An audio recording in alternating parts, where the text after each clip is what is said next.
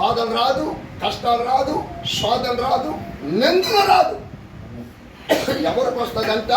యేసుక్రీస్తునందు ఉద్దేశించిన వారికి. హింస పొందుదురు. మీకు ఒక ప్రశ్న వేస్తా. యేసు ప్రభు నమ్ముకున్న వాళ్ళకి శ్రమలు వస్తాయి.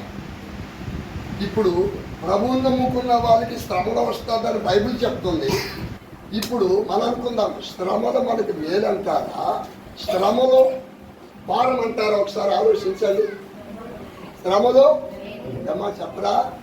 శ్రమలు మేలు అని అనుకునే వాళ్ళు ఉన్నారంటారా? శ్రమలో మేలని అంశాలు మన జీవితంలో. ఆమె దేవుని యొక్క ఆశీర్వాదం అనుభవంలో చూడాలంటే యేసుక్రీస్తు ద్వారా వచ్చే ఆ శ్రమలో మనకి దేవుడు ఉంటాడు. ఆమేన్. దేవుని బిడ్డలారా, బైబిల్లో మనం వెళ్ళాలి. బైబిల్లో వెళితే శ్రమల్లో ఆశీర్వాదం కనబడతాయి, శ్రమల్లో దీవెన కనబడతాయి, శ్రమల్లో అద్భుతం కనబడతాయి, శ్రమల్లో దేవుడు దర్శిస్తాడు, ఆ శ్రమల్లో దేవుడు ప్రత్యక్షమవుతాడు. ఆమేన్.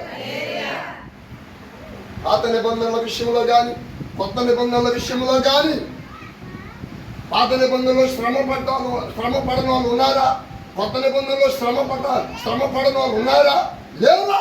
అందరూ కూడా శ్రమలు పడిన వారే, శ్రమల్లో నిలబడ్డవారే, శ్రమల్లో సహించిన వారే, శ్రమల్లో సహించి ఓర్చుకొని శ్రమల కొరకు ఆ శ్రమలో నిలబడ్డవారు. స్తోత్రం. రాత్రి దేవుని వాక్యం వింటున్న ప్రియులారా, ఒకసారి మనం యోబు గ్రంథానికి వెళ్దాం. యోబు గ్రంథానికి వెళ్దాం. ఈ వాక్యాన్ని గుర్తు పెట్టుకోవాలి. మనం సత్భక్తితో ఉద్దేశించి వారు శ్రమలు పొందుదురు.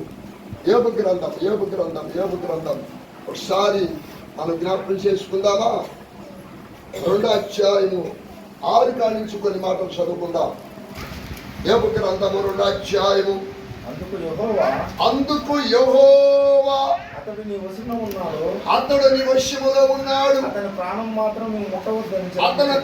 మాత్రం ముట్టొద్దు. ఎక్కడ ప్రియులారా? అపవాదితో చెప్తున్నాడు యోబు. దేవుడు అతడు నీ వశములో ఉండొచ్చేమో కానీ, తన శరీరం నీ వశములో ఉండొచ్చేమో కానీ అతని ప్రాణాన్ని మాత్రం ముట్టొద్దు. ఆమేన్.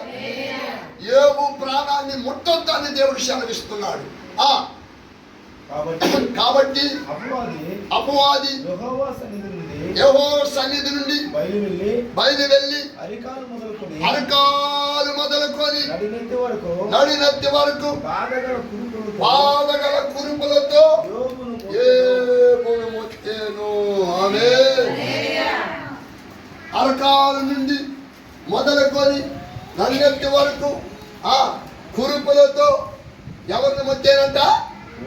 ఏమ్మా ఉన్నారా? ఎవరిని మొత్తేను? యోబుని మొత్తేను. యోబు ఎంత భక్తిపరుడు తెలుసా? యోబు ఎంత విశ్వాసం తెలుసా?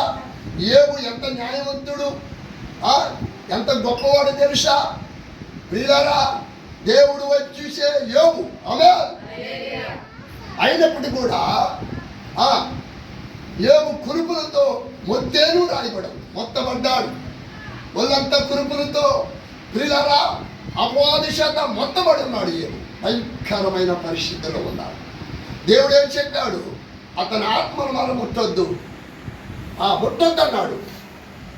గమనించండి ప్రియులారా, భయంకరమైన మరి పరిస్థితుల్లో ఉన్నట్టుగా మనం చూస్తున్నాం. ఇంకా చదువు. బూర్తులో కూర్చొని అతని భార్య వచ్చి ప్రియులారా, ఇంకా చెప్పాలంటే ప్రియులారా, ఆ రక్తము శీము చూడలేని పరిస్థితి. భార్య సహించుకోలేక ఓర్చుకోలేక ఆలోచించండి, చిల్ల పెక్కి తీసుకుని తీరుకుంటున్నాడంట. ఎంత దురదృష్టం చూడండి. ఆ స్థితి ఎందుకు వచ్చిందో ఆలోచిద్దాం ప్రియులారా. దేవుడు నమ్ముకున్న దానికా, విశ్వాసంలో ఉంచిన దానికా? గమనించండి, ఇలాంటి పరిస్థితి మన జీవితంలో ఎదురవుద్ది. అర్థమైందా? నిన్ను వేరు చేయాలా నీ ప్రభుకి, ఆ సన్నిధిలో నుంచి వేరు చేయాలని, లేక భక్తులని వేరు చేయాలని, ఆత్మీయతలో పడగొట్టాలని. ప్రియమైన దేవుని బిడ్డలారా, ఈ రాత్రి ఈ నెల ప్రార్థనలో యోబుని మీకు పరిచయం చేస్తున్నాడు. ఏ విశ్వాసాన్ని చూడమంటున్నాడు, యోబు భక్తిని చూడమంటున్నాడు, యోబు ఆత్మీయతను చూడమంటున్నాడు. ఏ స్థితిలో ఉన్నాడో ఆమేన్ చెప్పకూడదాం. దేవుని స్తోత్రం కలుగును. భార్య ఒకసారి చూసింది భర్తని. భార్య చూసి సహించుకోలేక, ఓర్చుకోలేక, తట్టుకోలేక ఏం చెప్తుందా భార్య? నీవు ఇంకను యథార్థతను వదలకయుందువా? ఆమేన్. యథార్థత వదలకున్నావా? దేవుని దూషించే దేవుని దూషించే మరణము కమ్మను. మరణము కమ్మను. మరణం కమ్ము, చచ్చిపో. ఎందుకు ఎవరంటున్నారు ఈ మాట? యోబు భార్య అంటుంది.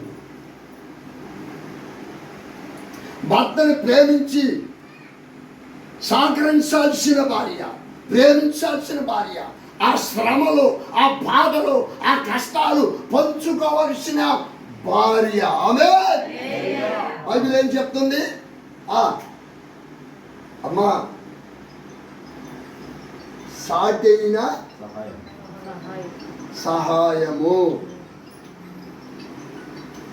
భార్య భర్తకి ఎలా ఉండాలంట? సాటైన అంటే భర్తలో సగం. ఆమేన్. సాటైన సహాయము. సహాయపడాలి, భర్తతో కలిసి ఉండాలి, స్తుతించాలి, గణపరచాలి, ఆ కష్టము, ఆ బాధలు పంచుకోవాలి. పంచుకుంటున్నారా ఈరోజు స్త్రీలు? లేక భర్తలు పంచుకుంటున్నారా? ఒకరి కష్టాలు పంచుకోవాలి, ఒకరి బాధలు పంచుకోవాలి, మరో బాధలు పంచుకోవాలి. సుఖం వచ్చినప్పుడు సంతోషించి గంతులు వేయటం కాదు, నవ్వుకోవటం కాదు. చదువు ఆ మాట చదువు. ఇంకా అందుకు ఏమంటున్నాడు? ఆమె భార్య అన్న మాటకి మరి ఏమంటున్న మాట ఒకసారి భార్య తట్టు తిరగలేదు కానీ, భార్య మాటకి లోబడలేదు కానీ, మూర్ఖురాలు మాట్లాడినట్టుగా నువ్వు మాట్లాడుతున్నావు. కొద్ది సభట్లో ఏం ఎలా మాట్లాడుతున్నట్టు ఏమో భార్య మా వినండి జాగ్రత్తగా. ఈరోజు నీ కోసం మాట్లాడుతున్నాడు ప్రభు. లేక నీ భర్త విషయంలో మాట్లాడుతున్నాడు, భార్య విషయంలో మాట్లాడుతున్నాడు. నీ కుటుంబంలో ఎంత భక్తి ఉందో దేవుడు మాట్లాడుతున్నాడు. ఆమేన్. దేవుడు వైపు చూసే వారంగా ఉండాలా మనము. ఆమేన్. దేవుడిని నమ్మటం కాదు కానీ, ఆ వాక్యం వినటం కాదు కానీ, ఆ దేవుడు వైపు చూసే వారంగా ఉండాలి. ఏమో వచ్చిన శ్రమలను బట్టి మనం జ్ఞాపకం చేసుకోవాలి. మూర్ఖురాలు మాట్లాడినట్టుగా నువ్వు మాట్లాడొద్దు అంటున్నాడు. మనము దేవుని వలన చక్కటి అద్భుతము మాట వింటున్నాం. మనము దేవుని వలన మేలు అనుభవించదమా? కీడును అనుభవించతగదా? కొట్టి సప్పట్లో సాతో సౌండే లేదు. ఆమేన్. హల్లెలూయా. ఏమంత నిదానం పడుతున్నారు? ఇంకా గొంతు రాసిపోవాలని నేను అరిసేది ఏంది? మీరు ఆ విధంగా పడుతున్నారు ఏంది? హల్లెలూయా, హల్లెలూయా. ఎంత గట్టిగా సప్పట్లు కొట్టి దేవుని స్తుతించారా? ఆ మాటలు మీకు నచ్చినాయా? చాలా మంది యోబు భార్య లాంటి వారు ఉన్నారు, లేకపోలేదు. గమనించండి. భర్త భక్తిలో ఉంటే భార్య గొప్పదో, భార్య భక్తిలోకి సాగుతుంటే ఏడని పోయేది ఒకే ప్రార్థన అయిపోయిందని ఈయనకి అనుమానం. ఈ అనుమానంతోనే సేవ చేయలేకపోతున్నాం. ఎట్టు పరిస్థితుల్లో ఏదే విధంగా సాతాను ప్రేరేపణ ఏంటంటే, నీవు వెలిగించబడ్డావు, నీ వెలుగును, నీ దీపాన్ని ఆర్పాలని ప్రయత్నం చేస్తుంటాడు వాడు. అది వాడి ఉద్దేశం. దేవుడు మేలు చేసినప్పుడు కలిసి స్తుతించి అనుభవించాం కదా, సంతోషించాం కదా, దేవుడికి ఎంత ఇవ్వాలనుకున్నాం కదా, ఆనందంగా సంతోషంగా హ్యాపీగా ఉన్నాం కదమ్మా. ఒకవేళ ఇప్పుడు కీడు వచ్చిందని, శ్రమ వచ్చిందని, బాధ వచ్చిందని, ఒక నష్టం వచ్చిందని, ఒక రోగం వచ్చిందని మనం ఈ విధంగా మాట్లాడుతున్నాం. చెప్పండి ఒకసారి మీరు. హల్లెలూయా అనొచ్చా? సంతోషంలో కొన్ని సందర్భాల్లో మేలు చేసినప్పుడు సంతోషించి గంతులేస్తాం. మరి కొన్ని శ్రమలు వచ్చినప్పుడు కూడా మనం భరించాలని ఈరోజు దేవుడు మీతో మాట్లాడుతున్నాడు. ఆమేన్. ఎందుకంటే ప్రియులారా, దేవుడు కార్యాలు మనం చూడాలంటే సహించాలి. యోబు గురించి మనం నేర్చుకోవాలి. అక్కడ భార్యకు లోబడలేదు. ఇది నీకు తగునా, ఇది మంచిది కాదు. నేను చేసినప్పుడు సంతోషించాము, ఇప్పుడు ఈ కీడు వల్ల మనము బాధపడకూడదు, తగునా వారితో మాట్లాడుతున్నట్టుగా మనం ఉంటున్నాం. ఈ రాత్రి ప్రియమని సహోదరులారా జ్ఞాపకం చేసుకోవాలి. యోబు శ్రమలు జ్ఞాపకం చేసుకోవాలి. ఇంకా దేవుని వాక్యములో మనం చూస్తే ప్రభునందు ప్రియులారా, ఒకసారి దేవునికి స్తోత్రము కలుగును గాక. యోబుకు వచ్చిన శ్రమలు 12 నుంచి చదువయా. వారు వచ్చి దూరంగా నిలబడి కన్నులెత్తి చూసినప్పుడు అతని పోల్చలేక తమ వస్త్రాలు చింపుకొని ఆకాశం తట్టు తలల మీద ధూళి చల్లుకొని ఎలుగెత్తి ఏడ్చిరి. అతని బాధ అత్యధికముగా ఉండినని గ్రహించి ఎవరో అతనితో ఒక్క మాటలను పలుకక యోబుకి 3 స్నేహితులు ఉన్నారంట. ఈ విషయం తెలిసి యోబు దగ్గరకు వచ్చారు. ప్రియులారా, యోబు పరిస్థితి చూసి, ఆ కురుపును చూసి, ఆ శీవును చూసి, ఆ భయంకరమైన పరిస్థితి చూసి, గీరుకోటను చూసి వారు దూరంగా నిలిచి వస్త్రాలు చింపుకొని బూడిద పోసుకొని దగ్గరగా వచ్చి మాట్లాడడానికి భయపడిపోయి వాళ్ళు ఎంత ప్రార్థన చేస్తున్నారో చూడండి. యోబు పరిస్థితి, యోబు మంచితనం, యోబు గౌరవతనం, యోబు ఎంత మంచివాడో, ఎంత భయభక్తులు కలిగిన వాడు, న్యాయవంతుడు, చెడుతనాన్ని సత్యించిన వాడు. దేవుడు చెప్తున్నాడు, నా సేవకుడైన యోబు గురించి నువ్వు ఆలోచించావా? ఆమేన్. అంత సాక్ష్యం పొందుకున్నాడు. సాతానికి దేవుడికి అక్కడ పందెం జరుగుతుంది. ప్రియులారా, దేవుడి గురించి, యోబు గురించి దేవుడు గొప్ప సాక్ష్యం పలికిన దేవుడు. గమనించండి, శిష్యుడు ఆ స్నేహితులు ఎంత శ్రమపడి వస్త్రాలు చింపుకొని వ్యాధులతో దుఃఖంతో అలాడుతున్నారో చూడండి. గమనించండి, ఏ ఒక మాట అంటున్నాడు, నేను ఎప్పుడైతే శోధించబడతానో, నేను ఎప్పుడైతే శోధించబడతానో అప్పుడు నేను ఏమవుతాను? సప్పట్లో దేవుని బిడ్డలుగా నీవు సేవకుడు కావచ్చు, పరిచారకుడు కావచ్చు, ఒక విశ్వాసి కావచ్చు, దేవుని బిడ్డ కావచ్చు, క్రీస్తు రక్తములో కడగబడి రక్షించబడిన కావచ్చు, క్రీస్తును ధరించుకున్న వాడవై యేసు క్రీస్తులో నువ్వు శోధించబడాలి. అది గుర్తుపెట్టుకో. అప్పుడే నీ జీవితంలో ఒక సువర్ణంగా మారుతావు, సువాసనంగా మారుతావు. 42వ అధ్యాయం 12వ వాక్యం చదవండి. యోబు గ్రంథంలో మనం చూద్దాం. చివరికి యోబు ఎంత ఆశీర్వాదం పొందాడో. 42వ అధ్యాయం 12వ వాక్యం చదవండి. యెహోవా యోబును మొదట ఆశీర్వదించినందుకంటే హల్లెలూయా. అమ్మా చప్పట్లు కొట్టండి. హల్లెలూయా. సంతోషంగా ఇదిగో ఇప్పుడు ఆశీర్వాదం గురించి అనే సంతోషించండి. శ్రమల గురించి మాట్లాడితే బాధగా ఉంది మీకు. ఆ శ్రమలు మనకే ఆడొస్తాదో, మన ఆడ తట్టుకుంటాము. ఏబు భక్తి ఉందా, ఏ విశ్వాసం ఉందా, ఏబు ప్రార్థన ఉందా? అప్పట్లో ఉండొచ్చు, ఇప్పుడు ఆడున్నారు అన్నట్టుగా మీరు బలహీన పడుతున్నారేమో. ఇదిగో చూడండి, ఏబు శ్రమల అనుభవాన్ని అనుభవించినప్పుడు మొదట ఆశీర్వాదము కంటే మరి అధికముగా ఆశీర్వదించారు. సంపద ఇప్పుడు ఏమొచ్చింది? ఇప్పుడు ఇంకా చెప్పాలంటే ప్రియులారా, యోబు గిల్లు కూలిపోయిందంట. ఆమేన్. యోబు గిల్లు, ఇంట్లో ఉన్న బిడ్డలు ఏమైనారా? బతికారా? చనిపోయారు. ఆమేన్. గమనించండి, ఏ బంధువులు రక్షముదులు అంటారున్నారు. అందరూ పరారైపోయింది. యోబు గ్రంథం అంటే నాకు చాలా ఇంట్రెస్ట్. చూడండి, బంధువులు, రక్షబంధువులు, స్నేహితులు దూరం అయిపోయినారు. చివరికి భార్య కూడా గడబాపైంది. అతన్ని చూసి అసహించుకుని కాపురం చేయలేక, చచ్చిపోవయ్యా, ఎందుకు ఈ బ్రతుకు, ఇతని కాపురం చేయలేదు. చూడండి ప్రియారా, అందుకే బయట చెప్తుంది, పేతురు అంటున్నాడు, పేతురు భక్తుడు ఏమంటున్నాడంటే, శ్రమలో కొంచెం కాలమే. ఆమె ఆ శ్రమలు ఎంతకాలం అంట? ఆ కొంచెం కూడా భరించిపోతే అతను, ఆ కొంచెం కూడా ధరించిపోతే, ఆ కొంచెం కూడా నిలబడకపోతే, ఆ కొంచెం కూడా సహించుకోకపోతే, చిన్న శ్వాదలు భరించలేవా ప్రభు కొరకు? చిన్న మాటలు భరించలేవా? చిన్న కష్టాలు భరించలేవా? 4 కోట్లు బియ్యం లేకపోతే భరించలేవా? డబ్బు లేకపోతే భరించలేవా? ఒక జ్వరానికి భరించలేవా? చిన్న శ్రమకు భరించలేవా?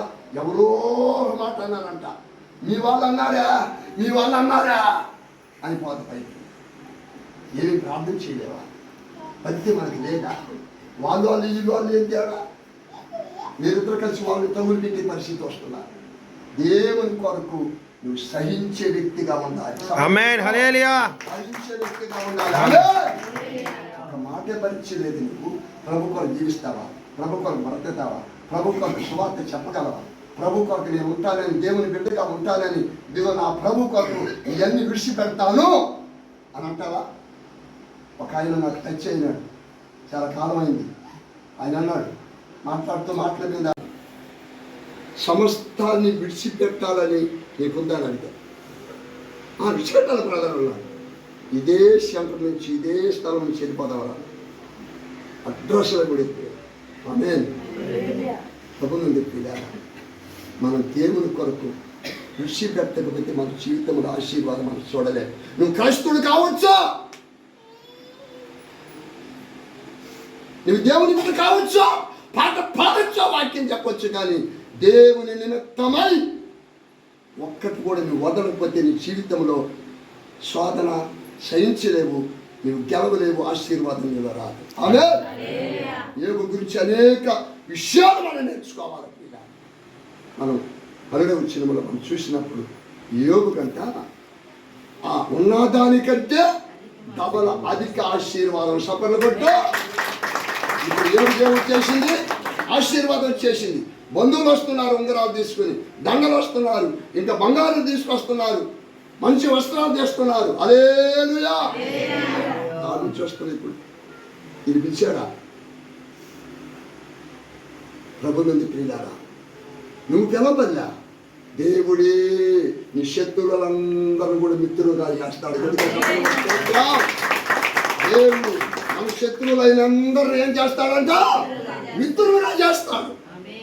ఈ లోకంలో మనకు శత్రువులు ఎవరండి? అపవాది తప్ప. ఆమేన్. అట్టి అనుభవంలో మనం జీవించాలి. అది సమయం వచ్చినప్పుడు సహించాలి, ఓర్చుకోవాలి. నా జీవితంలో చెప్పాలంటే ప్రభు నుండి ప్రియులారా చాలా ఉన్నాయి. నా ఊపిరినంత వరకు ఈ లోకంలో నేను బతికినంత వరకు ఆ విశ్వాసంలోనే కొనసాగు. నాకెందుకంటే అవన్నీ. ఆమేన్. నాకు కావాల్సింది యేసయ్య, నాకు కావాల్సింది ఆయన సన్నిధి, నాకు కావాల్సింది యేసు పరలోక రాజ్యము సఫలపడి స్తోత్రం. నేను ఈ లోకాన్ని విడిస్తే నేను పరలోక రాజ్యములో ఉండాలి. అది నా విశ్వాసం. ఆమేన్. ఆస్తి, అంతస్తు, ఐశ్వర్యము దేవుని పరిశుద్ధ గ్రంథమే. గట్టిగా సఫలపడుతూ. ఆమేన్. ఆనాడే 93లోనే విడిచిపెట్టాను నేను దేవుని సేవ కొరకు. రాపూరు, ఎనటగిరి, సైదపురం ఒంటరిగా నేను సాతానులతో పోరాడి, సాతాను దురాత్మ అంధకార శక్తులతో పోరాడి ఒంటరిగా సువార్త ప్రకటించిన దినాలు ఉన్నాయి. దేవుడు సంఘం ఇచ్చినప్పుడు అందరం తీసుకెళ్ళి ఆ ప్రాంతంలో సువార్త చేయించాను. నేను గట్టిగా సపోర్ట్ కూడా స్తోత్రాలు. నేను మనసులో తిరిగిన ప్రదేశాలంతా కూడా సంఘం ఇచ్చినప్పుడు వాళ్ళని తీసుకొని ఖర్చు పెట్టి వాళ్ళని తీసుకుని ఆ ప్రాంతంలో సువార్త ప్రకటించిన దినాలు ఉన్నాయి. సాక్ష్యం కదా. దేవుని కొరకు మనం ఏం చేయగలుగుతున్నాం, ఎంత పని చేయగలుగుతున్నాం. బైబిల్ చూడండి, దేవుని వాక్యములో ప్రభు నంది ప్రియులారా. ఒకసారి మనము 2 కొరింథీ పత్రిక 11వ అధ్యాయం 23 నుంచి 28 దాకా కొన్ని మాటలు చదవండి. క్రీస్తు నిమిత్తమై మనము కొన్ని శ్రమలు అనుభవించాలి, కొన్ని కష్టాలు అనుభవించాలి, కొన్ని బాధలు అనుభవించాలి, కొన్ని నిందలు అనుభవించాలి. 2 కొరింథీ 11:23 నుంచి అనుభవించినప్పుడే క్రీస్తు మహిమలో మనం వెళ్తాం. మనకు దూరం చేసిన అపవాది ఆశీర్వాదాలన్నీ కూడా, అపవాది దూరం చేసింది కదా, ఆశీర్వాదాలని పరిగిస్తాయి, నీ ఇంటికి పరిగిస్తాయి. చదువు త్వరగా. వారు క్రీస్తు పరిచారకులా వెర్రివాని మాట్లాడుచున్నాను, నేను మరి ఎక్కువగా క్రీస్తు పరిచారకులను మరి విశేషముగా ప్రయాసపడితిని మరి అనేక పర్యాయములు చెరసాలలో ఉంటిని, అపరాధముగా దెబ్బలు తింటిని, అనేక మార్లు ప్రాణాపాయములో ఉంటిని, యూదుల చేత 5 మార్లు ఒకటి తక్కువ 40 దెబ్బలు తింటిని, 3 మారు బెత్తములతో కొట్టబడితిని, ఒకసారి రాళ్లతో కొట్టబడితిని, 3 మారు ఓడ పగిలి శ్రమపడితిని, ఒక రాత్రింబగలు సముద్రంలో గడిపితిని, అనేక పర్యాయములు నదుల వల్ల ఆపదల వల్ల దొంగల వల్ల ఆపదలోను నా స్వజనులలో ఆపదలలోను అన్ని జనులను ఆపదలలోను పట్టణంలో ఆపదలలోను అరణ్యంలో ఆపదలలోను సముద్రంలో ఆపదలలోను కపట సహోదరుల ఆపదల్లో ఉంటుంది. ప్రయాసముతో కష్టముతోను తరచుగా జాగరణములతోను ఆకలి దప్పులతోను తరచుగా ఉపవాసములతోను చలితోను దిగంబరత్వముతోను ఉంటిని. వచ్చిన శ్రమను బట్టి ఆయన తెలియజేస్తున్నాడు సంఘానికి. దేవుని బిడ్డలతో చెప్తున్నాడు, ఓ కొరింథీ సంఘమా, ఇది నా సాక్ష్యం. ఎక్కడ కూడా పౌలు సుఖపడినట్టుగా లేదు, సంతోషించినట్టుగా లేదు, ఆనందపడినట్టుగా లేదు, మంచి భోజనం చేసినట్టుగా లేదు. ఇదండి క్రీస్తుకి బహుమానము. నువ్వు శ్రమల్లో ఉన్నప్పుడే బహుమానము, నువ్వు కష్టాల్లో ఉన్నప్పుడే బహుమానము, నువ్వు భరించినప్పుడే బహుమానము, నువ్వు సహించినప్పుడే బహుమానము. నీ బంధువుల ద్వారా కావచ్చు, భర్త ద్వారా కావచ్చు, భార్య ద్వారా కావచ్చు, రక్షణ ద్వారా కావచ్చు, గ్రామస్తుల ద్వారా కావచ్చు, ఇంకా ఎవరి ద్వారా ఏదేమైనా కూడా సాటి సహోదరులు కావచ్చు, మరి దేవుని బిడ్డల ద్వారా కూడా కొన్ని శ్రమలు మనకు వస్తూ ఉంటాయి. ఏది ఏమైనా కూడా చూడండి ఎంత అద్భుతమైన మాటలు పౌలు చెప్తున్నారు. ఎన్ని రాత్రులు, ఎన్ని శ్రమలు, ఎన్ని ఇబ్బందులు, ఎవరి కొరకు ఇవన్నీ కూడా ఎందుకు భరిస్తున్నాడు? పౌలు గురించి సౌలుగా ఉన్నప్పుడు ఎంత గొప్పవాడు తెలుసు అతను, ఎంత గొప్పవాడు, ధర్మశాస్త్ర పాండిత్యం కలిగిన వాడు, మేధావి, మహాజ్ఞాని, తెలివిగలవాడు, మత పిచ్చి, కులం పిచ్చి, డబ్బు పిచ్చి అతను తిరిగి లేదు. అధికారులు కాడా ఆయన పర్మిషన్ తీసుకుంటే ఎంతమందిని దేవుని బిడ్డలను చంపినాడని బైబిల్లో ఉంది. అంత క్రూరమైన జంతువు కంటే క్రూరమైన వ్యక్తి ప్రభు చేత పట్టబడ్డాడు. ప్రభు చేత పట్టబడి సౌలు పౌలుగా మార్చబడ్డాడు. ఆయన అంటున్నారు, ఆయన అంటున్న మాట ఏం తెలుసా? నేను బ్రతుకుట క్రీస్తు, చావైతే అది. ఆమేన్. ప్రియులారా, మనం చాలా నేర్చుకోవాలి. దేవుని బిడ్డలు విశ్వాసాలుగా చాలా నేర్చుకోవాలి. శ్రమల్లో అనేది నిలబడకపోతే, కష్టాల్లో నిలబడకపోతే, నువ్వు ప్రార్థనలో నిలబడకపోతే, దేవుడి కొరకు నిలబడకపోతే, నీలాగా కష్టంలో ఉన్న ఒక ఆత్మను నువ్వు సంపాదించలేవు. సపన కూడా స్తోత్రము సంపాదించలేవు. బ్రతుకుడు క్రీస్తు, సావైతే లాభం అంటున్నాడు. అదండి పౌలు విశ్వాసం. ఇంకా అనేక పర్యాలు అంటున్నాడు అనేక స్థలాల్లో, నేను ప్రభు కొరకు సిలువేయబడి ఉన్నాను.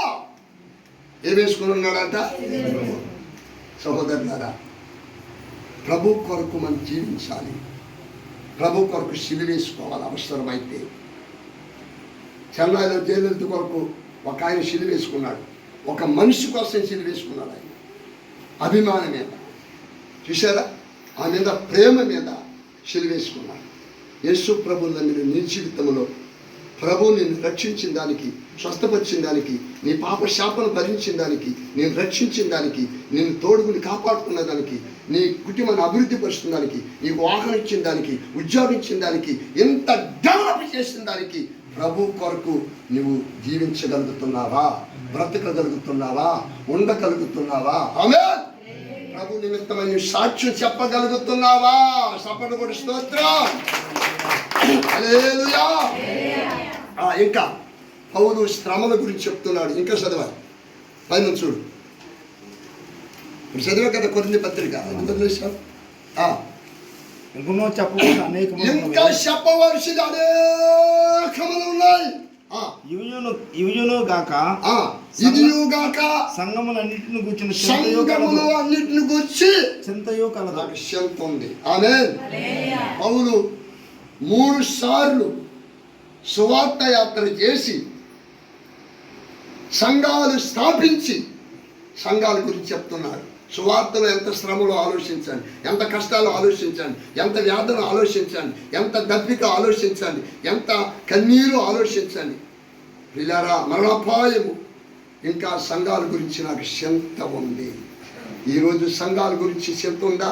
పరిస్థితి గురించి చింత ఉందా? నశించిపోతున్న వారికి వారికి చింత ఉందా? దుఃఖంలో ఉన్న వారికి చింత ఉందా? పాపంలో మగ్గిపోతున్న వారికి చింత ఉందా? తిరిగి వారు నరకానికి వెళ్ళిపోతున్న వారి గురించి చింత ఉందా? వ్యాధి మరణాపాయంలో ఉన్న వారికి చింత ఉందా? ఈరోజు దేవుని బిడ్డలకు చింత లేదా? బిడ్డల గురించి చింత, ఆస్తి లేదని చింత, ఇల్లు లేదని చింత, వివాహం కాలేని చింత, సంతానం లేని చింత. ఈ చింతలు ఉన్నాయి. ఆమేన్. నువ్వు చింత పడవలసింది దేనికోసం తెలుసా? నశించిపోతున్న ఆత్మల కొరకు. సపనగొట్టు. సంఘ అభివృద్ధి కొరకు చింతపడాలి. అయ్యో, నేను మందిరానికి వెళ్ళలేకపోతున్నాను చింతపడాలి. ఆమేన్. అయ్యో, దేవుడి కొరకు ఒక పాట పాడలేకపోతున్నాను చింతపడాలి. అయ్యో, నేను ఒక పూట ఉపవాసం ఉండి ప్రార్థన చేసుకోలేకపోతున్నాను. చింత విషయంలో నీకు చింత లేదు, లోక సంబంధ విషయంలో నీకు చింతపోతున్నాను. పౌలు అంటున్నాడు, ఇంకా చెప్పవలసినవి చాలా ఉన్నాయి. ఇంకా సంఘాల గురించి నాకేముందంట? ఎంత గొప్ప మాట అండి. ఆమేన్. సంఘాల గురించి చింతపడేవారు లేరు. సంఘ పక్కన సంఘం కట్టేవారు ఉన్నారు. నాకు దేవుడు చెప్పాడు, ఏడే కట్టమన్నాడు, ఏడే ఉండమన్నాడు. నాకు నీ గురించి దర్శనాలు వచ్చింది, నీ గురించి దేవుడు చూపించాడు. నేను మీ ఇంటికి వచ్చి నాకు దేవదూతలాగా నువ్వు కనబడ్డావు. యా నుంచి వస్తున్నాయి ఈ పొడి మాటలు, ఈ దెయ్యాల మాటలు కాకుండా దేవుడి సంబంధం కలిగిన మాటలేదే. ఇదే నీకు చింతపడాలి. మోసం చేసే మాటలు నీ జీవితంలో వస్తున్నాయి. అపవాది దూరం నాడు, జాగ్రత్త. శావు గురించి చింతల, ఆత్మల గురించి చింతల, సువార్త గురించి చింతల, ప్రార్థన గురించి చింతల. అయ్యో, దేవుని వాక్యాన్ని బలపరచాలని చింత లేదు. కానీ నీ ఎదుట ఎంతమంది నశించి నరకానికి వెళ్ళిపోతున్నారు, పాలైపోతున్నారు, బొగ్గైపోతున్నారు, హాస్పిటల్ పాలైపోతున్నారు. చింత ఉందా నీకు? వాళ్ళకి సువార్త చెప్తామే, ప్రార్థన చేద్దామే, దేవుళ్ళు నడిపిద్దామే, వాళ్ళ కొరకు ఉపాసన ప్రార్థన చేద్దామే, సేవకుడితో కలిసి విజ్ఞాపన చేద్దామని, మందిరంలో వెళ్ళి ఉపాసన ప్రార్థన చేస్తామని ఈ చింత లేదు. సేవ జరగాలని చింత లేదు. కానీ లోకం గురించి చింత, లోక మానవుని గురించి సుఖపడాలని చింత. పిల్లరా, పౌలు అది కాదంటుండేది. అది మాటలు చూడండి. ఇంకా సంఘాల గురించి నాకు చింత కలదండి. ఆమేన్. ఏ చింత పడుతున్నాడు ఈరోజు పౌలు భక్తులు? ఈరోజు నువ్వు ఏ చింత పడుతున్నావు? దేనికోసం నువ్వు ఏడుస్తున్నావు? దేని కొరకు చింత పడుతున్నావు? ఆమేన్. హల్లెలూయా, హల్లెలూయా. దేనికోసం చింత పడాలి? ఈ శివరాత్రి దినాల్లో, ఈ కడవరి దినాల్లో, ఈ మాయం చేసే సోదరులు చెప్పి మోసం చేసి ఈ రోజుల్లో నువ్వు దేని కొరకు ఏడవాలి?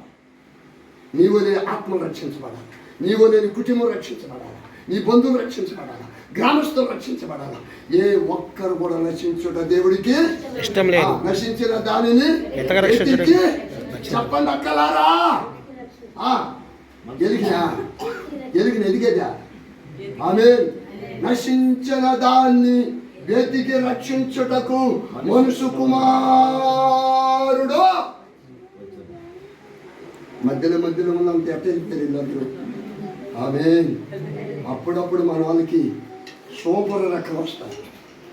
నశించిన దాన్ని వెతికి రక్షించుటకు రావటంలా పోయింది, పొరపాటు అయిపోయింది, మాట రావటంలా. మనుష్య కుమారుడు వచ్చాడు. సపలు కొట్టు. యేసుక్రీస్తు లోకాన్ని తెచ్చింది ఎందుకంటే తెలుసా? నశించిపోతున్న వారి కోసం వచ్చాడు. నీ భోజనం కోసం రాలేదు, నీ కానుకల కోసం రాలేదు, ఏదో మంచి బట్ట ఇస్తామని రాలేదు, ఆ బిర్యానీ పెట్టాలని రాలేదు. యేసు ప్రభు ఈ లోకానికి పాపుల కొరకు వచ్చాడు. పాపులు నశించిపోతున్న వారిని వెతికి రక్షించాను. ఆమేన్. చెప్పంటారా? నశించిపోతున్న నన్ను యేసు ప్రభు వెతికి రక్షించాడు. కొట్టు సపట్లో. ఒకసారి సముద్రంలో నేను పడవలో సరిపోవాల్సిన ఆయన, ఒకసారి కారు గుద్దింది, ఒకసారి ట్రైన్ పాటు దాటుతున్నానంతే, కాళ్ళకి పెట్టాను. నాకున్న వెనకున్న మనిషి పక్కన తూమితో ఆత్మ బస్తాను. ఒక్క నిమిషంలో దేవుడు తప్పించాడు. ఎలాగ తప్పించింది ఎందుకో తెలుసా? ఆయన పని చేసేదానికి. చప్పట్లు కొట్టి స్తోత్రం. ఆయన సేవ చేసేదానికి, హల్లెలూయా, అనేకుల కోసం ప్రార్థన చేసేదానికి, అనేకుల్ని నడిపించేదానికి, అనేక ఆత్మల్ని విడిపించేదానికి, దేవుని నిమిత్తము పరిచయం చేసి సర్వ లోకానికి వెళ్ళి సువార్త ప్రకటించేదానికి. మరి ఏదో ఒక దాంట్లో నేను చచ్చిపోవచ్చు కదా. కాబట్టి ప్రభు నేను వెతికి రక్షించాడు. ఆమేన్. మరి మిమ్మల్ని వెతికి రక్షించలేదా? ఈ గ్రామంలో ప్రియమైన దేవుని బిడ్డలారా, పౌలు మాటలు వినండి. ఎంత అద్భుతమైన చరిత్రలు అని చెప్తున్నారు. ఈరోజు శ్రమ అంటే ఎందుకు భయపడుతున్నావు? అక్క, చెల్లి, తమ్ముడా, బాధ అంటే ఎందుకు భయపడుతున్నావు? డబ్బు లేదని ఎందుకు బాధపడుతున్నావు? బియ్యం లేదని ఎందుకు బాధపడుతున్నావు? వస్త్రం లేదని ఎందుకు బాధపడుతున్నావు? వాళ్ళు రుణం చూస్తున్న మిద్ది కట్టారంట, ఇది కట్టలేదంట. మిద్దిని చూస్తున్నావా? మంచి రామలమ్మ చీరను చూస్తున్నావా? ఏం చీరలు చూస్తే సంవత్సరాలకు ఒకసారి పేర్లు పెట్టి సినిమా పేర్లు పెట్టేస్తారు. ప్రభునందు ప్రియులారా, నన్ను మోసం చేసేదానికి ఆ పేర్లు పెడుతున్నా, విశ్వాసంలో తొలగించేదానికి. కాబట్టి ప్రభు నమ్ముకున్న నీవు ఈ రాత్రి ఈ నెల ప్రార్థనలో ప్రభు నీతో మాట్లాడేదంటే యేసయ్య కొరకు నువ్వు శ్రమంలో నిలబడాలా. గట్టిగా శ్రమలు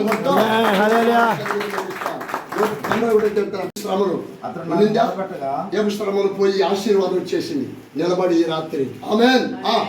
అతడు నాకు మొరపెట్టగా ఆయనకి నేను ఉత్తరం ఇస్తాను. శ్రమలో ఏం చేయాలమ్మా అక్క? శ్రమలో ఏం చేయాలా? అక్కడ మర్చిపోయినాను ఇందాక నుంచి. హల్లెలూయా. శ్రమలో ఏం చేయాలా? శ్రమ వస్తే ఏం చేయాలా? శ్రమలు వస్తే భర్త మీద, వీళ్ళ మీద, వాళ్ళ మీద, నీ వల్ల కదా, నా వల్ల కదా, నా వల్ల కదా, వీటిలో బయట చేస్తారు చాలామంది. శ్రమలు వచ్చినప్పుడు మోకరించి ప్రార్థన చేసేది నేర్చుకో విశ్వాసి. ఆమేన్. సేవకుడైనా, విశ్వాస అయినా, పరిచారకుడైనా ప్రసంగం ఎగిరి చేయటం కాదు. నేను కూడా పాస్టర్ అని చెప్పడం కాదు. నేను కూడా దేవుని బిడ్డలు కాదు. ప్రార్థన శాతకాని వాళ్ళు దేవుని బిడ్డలు కాదు. మొరపెట్టినప్పుడు దేవుడు ఏం చేస్తాడంట? శ్రమలో నేను అతను తోడై ఉండేదను. ముందర మాట, అతడు నాకు మొరపెట్టగా నేను అతడు మొరపెట్టగా అతనికి ఉత్తరం ఇచ్చేది. ఎవరు ఉత్తరం ఇచ్చేదా? నేను కాదు, నాకు నువ్వు కాదు, మనందరి యేసయ్య ఉత్తరం ఇస్తాడు. ఆమేన్. మొరపెట్టే వారికంట సమీపంగా ఉంటాడు. కొట్టు సపట్లో. ముగింపులో వస్తున్నా చదువు శిరమాట. మళ్ళీ ఇంకో మాట ఏమి ఉండాలా? శ్రమలో నేను అతను తోడై ఉండేది. అది అసలు విషయం. సపట్లు కొట్టండి గట్టిగా. అద్భుతమైన మాట ఇది. శ్రమలంటే భయపడతారు. శ్రమలంటే భయం వచ్చేస్తుంది మన వాళ్ళు. కష్టాలంటే భయం వచ్చేస్తుంది. ఉపవాసం అంటే అంతరాశి లేకుండా మంత్రాశి పెరుగుతుంది. చర్చిలో ఉపవాసం అంటే వస్తారమ్మా. ఆరాధనకు వచ్చిన ఉపాసన ప్రార్థన రాండి, కుటుంబ ప్రార్థన ఉపాసన ప్రార్థన రాండి. మా బాధ ఎంతంత కత్తలే ఏడుస్తున్నా. ఏం చేస్తా? వాక్యం వినేదానికి బిడ్డలు రావుతుందా? పాటలు పడేదానికి బిడ్డలు రావుతుందా? ఏం చేస్తావు? హల్లెలూయా. ఉపవాసం ఉంటే అంట గ్యాస్ ట్రబుల్ అంట. టక్క గ్యాస్ ట్రబుల్. ఉపవాసం ఉంటే గ్యాస్ ట్రబుల్ వస్తుందా? ఎవడో చెప్పిన రమ్మనిట. ఉపవాసం ఉంటేనే నాకు గ్యాస్ ఉంది. ఆమేన్. హల్లెలూయా. నేను ఇప్పుడు ఉపవాసం ప్రారంభించాను, గ్యాస్ ట్రబుల్ మా సేవకులు నాకు నేర్పించారు. ఆమేన్. పిల్లరా, ఉపవాసం చేయండి, దేవుడి కొరకు ప్రార్థన చేయండి, ప్రజల కొరకు ప్రార్థన చేయండి. శ్రమల్లో నేను అతను తోడై ఉండేది. ఎప్పుడు దేవుడు తోడుంటాడో ఎప్పుడు తోడుని చెప్పాలక్క? సంతోషంలో ఉంటాడా? బిర్యానీ చేసుకున్నప్పుడు ఉంటాడా? క్రిస్మస్లో ఉంటాడా? ఇంకా అతను విడిపించి ఎప్పట్లో చేసుకున్నప్పుడు ఉంటాడా? ఉండు. ఇంక దేంట్లో ఉంటాడు యేసయ్య? నవ్వే వాళ్ళ దగ్గర యేసయ్య ఉండడు. ఆమేన్.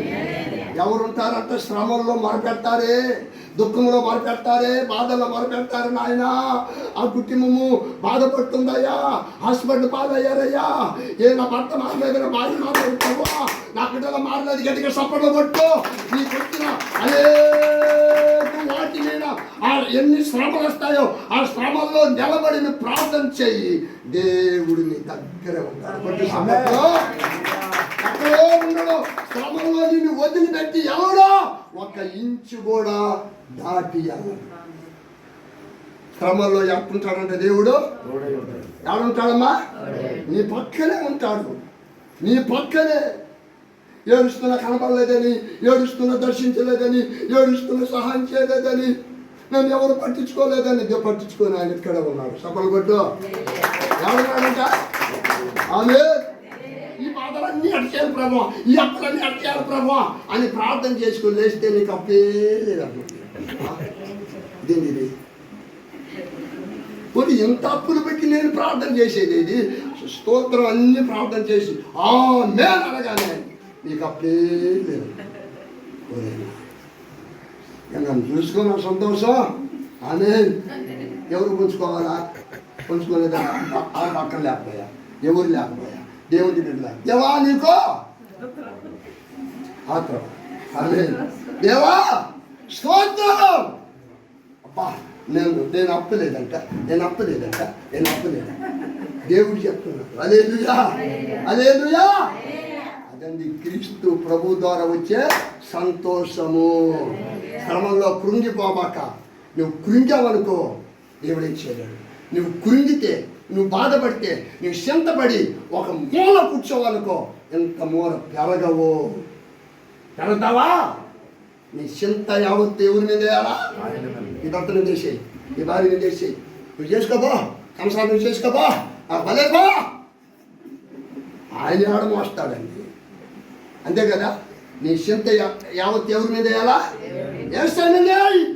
నీ పాపం భరించాడు, శాపం భరించాడు, నీ నష్టం భరించాడు, నీ కీడు భరించాడు, నీ పాప శాపం భరించి నీ కొరకు శిలువలో రక్తం కాచి ప్రాణం పెట్టి తిరిగి లేచి చెప్తుంది, శ్రమల్లో నేను మీకు తోడుగా ఉంటాను.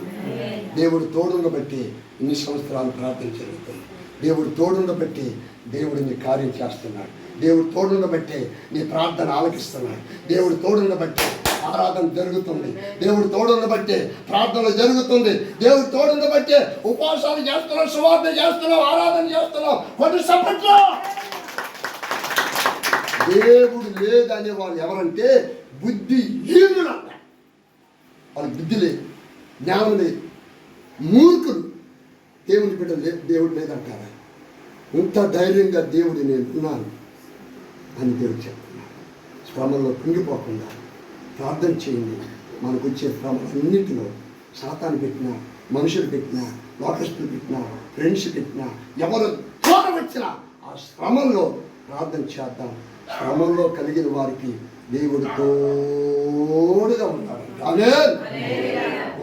ప్రార్థన చేసుకున్నాం.